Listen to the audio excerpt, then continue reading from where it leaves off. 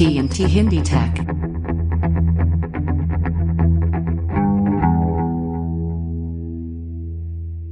Hi friends, my name is Rajendra Singh Arora और TNT Hindi take में आपका स्वागत है। और your question my answer episode 3 इसमें भी आपका बहुत बहुत स्वागत है। तो फ्रेंड, आज के जो हमारे पास में सवाल है मैं जल्दी से बता देता हूं क्योंकि ज़्यादा टाइम नहीं लूँगा यहाँ पे।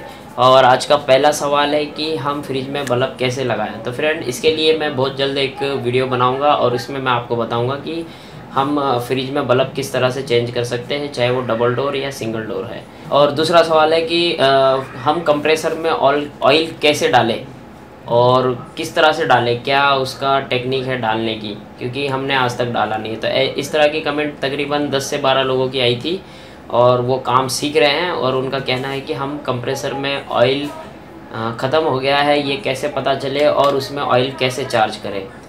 तो इसके लिए मैं एक वीडियो बनाने वाला हूँ बहुत जल्द और आपको बताऊँगा कि कंप्रेसर में ऑयल कैसे डालते हैं।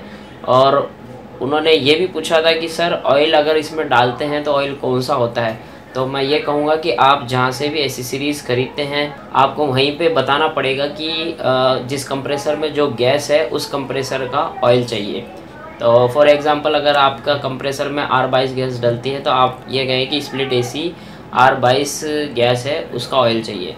तो मैं आपको कुछ सैंपल बताता हूँ, फ़ोटो आप ये देखिए फ़ोटो। तो फ्रेंड, ये आपने फ़ोटो देखी, इसके अंदर जो लिखा हुआ था R22 के लिए ये ऑयल था। R22 गैस जिस कंप्रेसर में डलती है उसके लिए, चाहे वो विंडो AC हो या स्प्लिट AC हो। और आज का तीसरा प्रश्न है कि AC में अगर गैस ज़्यादा हो जाए तो उसे कैसे निकालें। तो फ्रेंड, AC में अगर गैस ज़्यादा होती है तो पहले AC को बंद कर दें और बंद करने के बाद में उसका जो स्टैंडिंग प्रेशर होता है, बंद करने के बाद उस प्रेशर के हिसाब से उसमें से गैस आप बाहर निकाल दीजिए। फॉर एग्ज़ाम्पल, अगर आपकी गैस R22 है तो उसमें जो स्टैंडिंग प्रेशर होना चाहिए वो 140 से लेके 180 के बीच में होना चाहिए। तो उस हिसाब से आप उसमें गैस कम कर सकते हैं। अगर आपको लग रहा है कि वो 180 के ऊपर जा रही है, 200, 230, 240 ऐसे जा रही है, तो आप उसे 180 तक खाली कर दें और वापस स्टार्ट करके देखिए कि अब रनिंग प्रेशर जो है कितना आ रहा है, तो वो आपको पता चल जाएगा। और फ्रेंड, आज का चौथा सवाल काफ़ी इंटरेस्टिंग है और इसमें मैं बहुत जल्दी काम करने वाला हूँ। और मेरे फ्रेंड ने पूछा है कि सर, अगर हमें किसी कारण से स्प्लिट AC की गैस बाहर निकालनी हो, उसे वेस्ट ना करके हम किसी सिलेंडर में रिस्टोर कर दें, जो हमारे पास में गैस का सिलेंडर होता है उसके अंदर डाल दें। ये क्वेश्चन तकरीबन 3 से 4 लोगों का आया था और जिनका क्वेश्चन आया था उन्होंने अपना नाम भी भेजा है, विकास बुंदेला फ्रॉम दिल्ली से। विकास बुंदेला फ्रॉम दिल्ली से उन्होंने काफ़ी इंटरेस्टिंग प्रश्न पूछा है। तो थैंक यू विकास जी, आपने बहुत अच्छा प्रश्न पूछा है और मैं इसके ऊपर काम करूँगा और कोशिश करूँगा कि ऐसा कोई टेक्निक हो जिसे हम खाली 2 किलो की टंकी में गैस को रिस्टोर कर सकें। तो मैं बहुत जल्द इसके लिए एक वीडियो बनाऊँगा अगर ये टेक्निक मुझे मिल गई तो। Thank you so much. और आज का 5वां प्रश्न है कि हम जब गेज मीटर लगाते हैं स्प्लिट AC में गैस चेक करने के लिए, तो उसमें से ऑयल निकलता है जब हम लगाते हैं तब भी, और जब हम वापस गेज मीटर को बाहर निकालते हैं तब भी।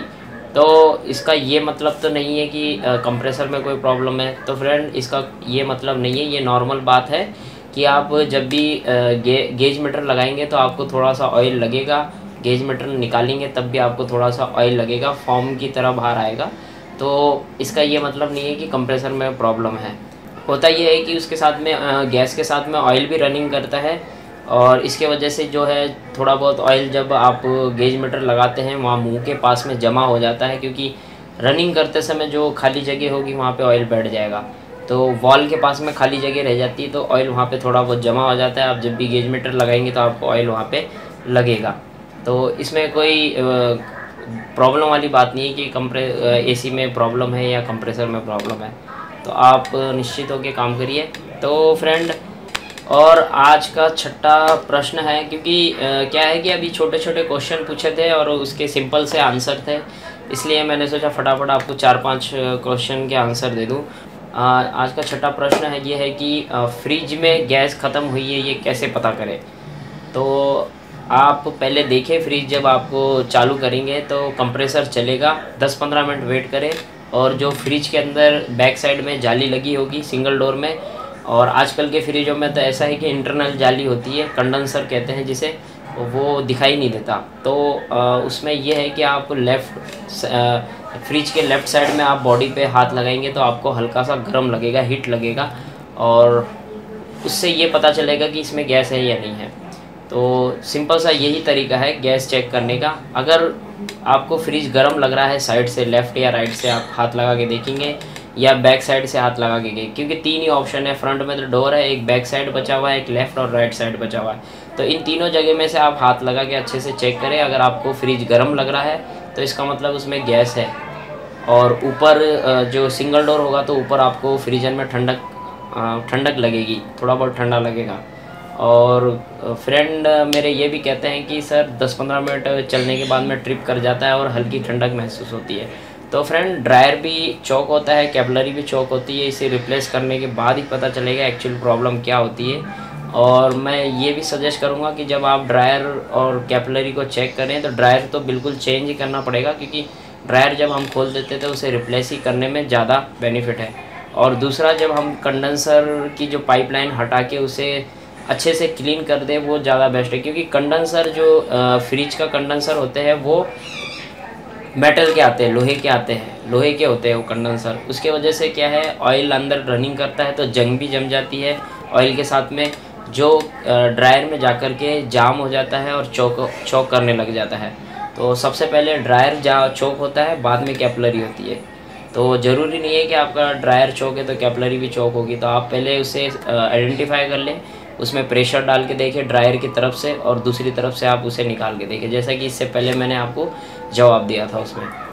जो फ्रेंड हमारे साथ में विदेशों से जुड़ रहे हैं वो उनसे जब हमने बात की थी मैंने, और उन्होंने कहा था कि हम ये वीडियो देखते हैं आपके, और हम खुद के होम अप्लायंसेस जो है हम रिपेयरिंग करते हैं, सर्विसिंग करते हैं आपके बताए हुए वीडियो के अनुसार। और काफ़ी सारे यूट्यूब चैनल हैं उनके भी हम देखते हैं, और हमें काफ़ी गाइडलाइन मिलती है, क्योंकि विदेशों में यहाँ पे जो टेक्नीशियनों को वो बुलाते हैं तो काफ़ी पैसा लगता है, उसमें काफ़ी डॉलर देने पड़ते हैं, काफ़ी यूरो देने पड़ते हैं। अभी सडनली 3-4 दिन पहले एक यूएस से फ़ोन आया था, हमारे सीनियर्स थे वो, और उन्होंने कहा था कि हम यहाँ पे एक टेक्नीशियन को बुलाते हैं तो वो 150 यूरो लेता है विज़िटिंग चार्ज। उनका विज़िटिंग चार्ज है 150 यूरो। अब 150 यूरो अगर हम यहाँ पे कन्वर्ट करके बताते हैं तो तकरीबन 10,000 के आसपास।